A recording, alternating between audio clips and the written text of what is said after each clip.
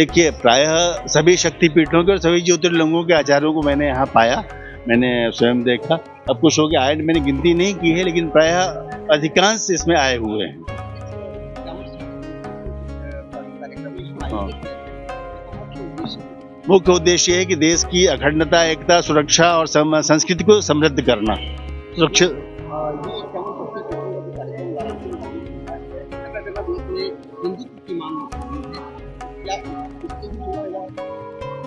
ये हिंदुत्व शब्द ही अपने आप में सनातन धर्म, सनातन की परिभाषाएं हैं। हिंदुत्व एक पॉलिटिकल टर्म है, ये हिंदुत्व नहीं, धर्म का विषय, आस्था का विषय है। इसको पॉलिटिकल बनाने का कोई मतलब नहीं है। इससे हिंदुत्व का क्या, जब ये आप समृद्ध होगा, इस तरह की संस्कृतियां बढ़ेंगी तो हिंदुत्व ही बढ़ेगा। प्रकारांतर से घुमा फिरा के शब्दों को खेलने से कोई फायदा नहीं। ये मजबूत होगा तो देश मजबूत होगा, सनातन संस्कृति मजबूत होगी, हिंदू मजबूत होगा। अब इसका हिंदुत्व से क्या कंसर्न है, ये विषय पॉलिटिकल हो गया ना।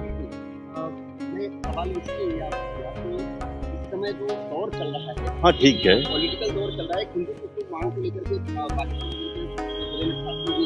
वो लगातार पदयात्रा पे थे, जगह जगह मंदिरों के लिए, मस्जिदों के लिए लड़ाइयाँ हो रही है। कहीं ऐसा तो नहीं कि ये इस्लामी शक्तिपीठों के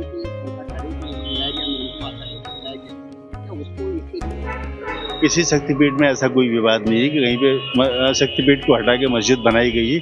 कश्मीर में ऐसी जरूर कुछ स्थान है, काली स्थान को हटा के खानकाह मस्जिद बनाई गई है, वहाँ की जानकारी है मुझे, लेकिन बाकी के देश में किसी शक्तिपीठ को हटा के मस्जिद बनाई गई ऐसा भी जानकारी नहीं है।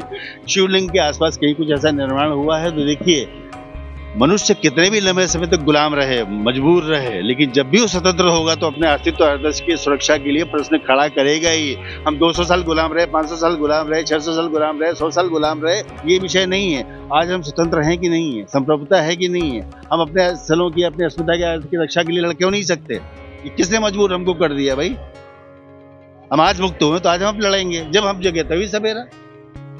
क्यों जी?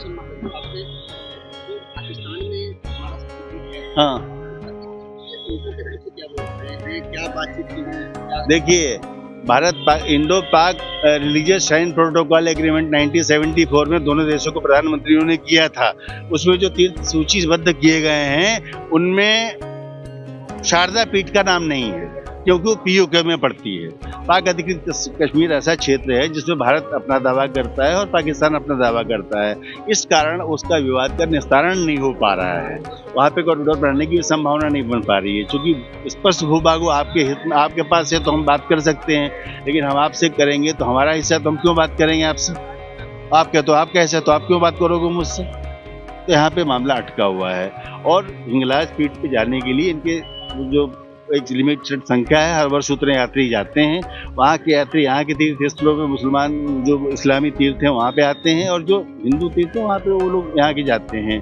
ये टीटी है, वो एक पॉलिटिकल इशू है, लेकिन मुक्त रूप से वो क्षेत्र हमारा है और हमारा ही मिलना चाहिए। अखंड भारत, मैं बार बार कहता हूँ, अखंड भारत का ही पार्ट है और वो कालक्रम से ऐसा ही होने वाला है, ईश्वर की अनुकंपा रही बस। जिसकी उपयोगिता कभी भी कम, क्षीण, सुप्त, लुप्त नहीं होती किसी व्यक्ति के लिए, किसी भी काल में, किसी भी देश में। जिन सिद्धांतों की उपयोगिता कम नहीं होती, लुप्त नहीं होती, सुप्त नहीं होती, क्षीण नहीं होती, उसको सनातन कहते हैं। वो सबके लिए उपयोगी है।